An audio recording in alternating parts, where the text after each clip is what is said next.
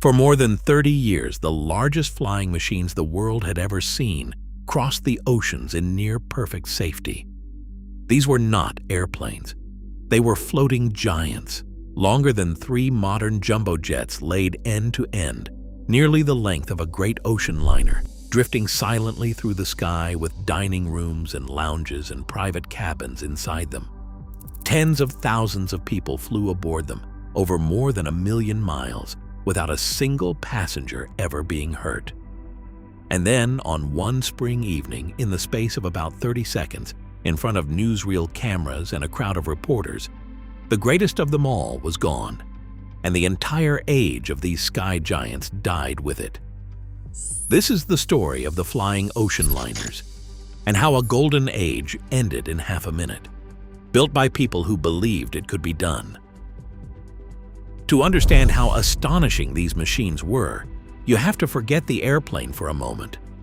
In the years between the world wars, if you wanted to cross the Atlantic, you faced nearly a week aboard a ship. The early airplanes could not come close to making that journey with passengers in comfort. But these giants could. They could carry you from the heart of Europe to the Americas in about half the time of the fastest ocean liner, and they could do it in genuine luxury. Passengers strolled along promenade decks with windows angled toward the earth far below. They dined on fine china with silver cutlery.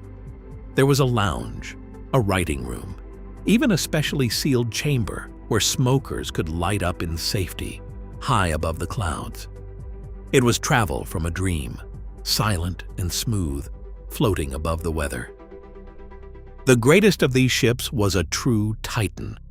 It stretched over 800 feet from nose to tail, making it very nearly the largest object ever to leave the ground, then or since.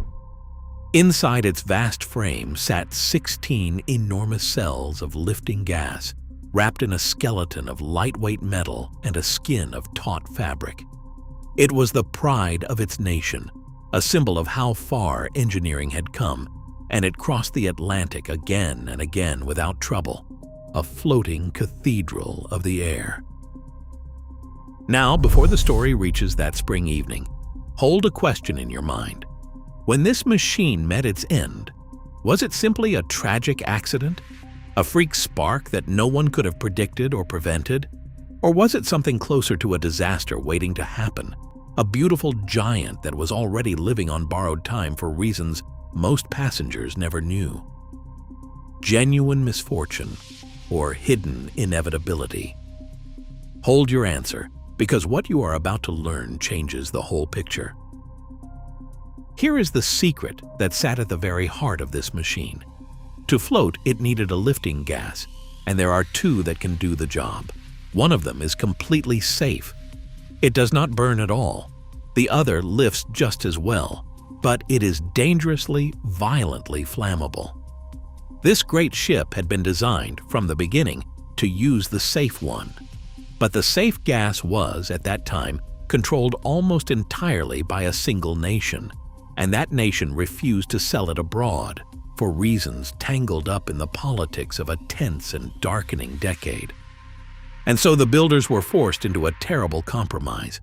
They filled their beautiful giant, the one meant to carry the safe gas, with the flammable one instead. Every graceful flight it ever made, it made wrapped around millions of cubic feet of one of the most flammable substances known, built by people who believed it could be done, and forced to build it far more dangerously than they ever intended. For a while, it did not matter. The crews were careful beyond belief. Smoking was forbidden everywhere but that one sealed room. The record stayed perfect. But everyone aboard was, in a sense, flying above an invisible risk that never went away. Earlier, I asked whether the end was an accident or an inevitability. Sit with it now, because reasonable people have argued this for the better part of a century. On one side, this was a machine with a spotless record, brought down by a single freak spark under rare conditions. The kind of 1 in 1,000 misfortune that could strike almost anything. On the other side, This was a giant filled against its designer's wishes with an explosive gas, an accident that was not a question of if, but of when. Both cases are strong. Tell me which one you believe and why, because even the official inquiries never fully closed the question. The end came on the evening of the 6th of May, 1937. After a delayed Atlantic crossing, the great ship approached its landing tower in a field, watched by a crowd, with reporters and newsreel cameras trained on it because the arrival of this machine was itself a news event. It dropped its lines toward the ground crew below, and then, near the tail, a small flame appeared. What happened next happened almost too fast to follow. The flammable gas caught, and in a matter of seconds, not minutes, the entire vast ship was consumed, sinking to the earth as its metal skeleton buckled in the heat. In about half a minute, the largest flying machine in the world was gone. Of the 97 people aboard, remarkably, more than 60 survived, many by leaping clear as the ship settled toward the ground. But 35 of those aboard were lost, along with one member of the crew waiting below. It was a terrible toll. And yet, in cold numbers, other disasters of that age took far more lives. What made this one different, what made it end an entire era, was not the count. It was the cameras.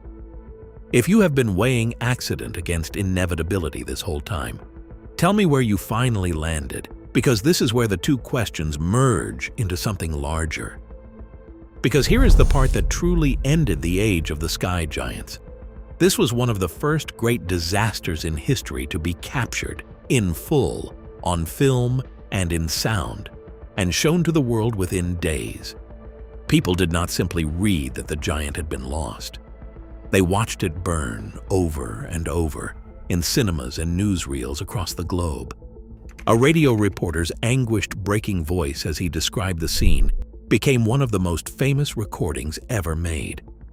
For 30 years, these machines had been symbols of a graceful future. In a single, endlessly replayed newsreel, that image was destroyed. No one would board one again. Almost overnight, the bookings vanished, the giants were retired, and their enormous hangars were eventually pulled down. An entire branch of human invention simply stopped. And the quiet truth underneath it all is this. The airplane was already coming. Even without that spring evening, faster, cheaper, safer aircraft were rising to take the skies, and the reign of the floating giants would likely have ended within a decade regardless. But it did not end slowly or gently or by simple economics. It ended in half a minute of film that the whole world watched, and that no one could ever unsee. The knowledge of how to build these cathedrals of the AIR did not vanish because it failed. It vanished because, in one unforgettable moment, we lost our nerve, and we never got it back. It was built by people who believed it could be done, and that's worth remembering. If stories like this one stay with you, subscribe and turn on notifications. Every week we bring one more lost machine back to life and tell you the story the history books left out.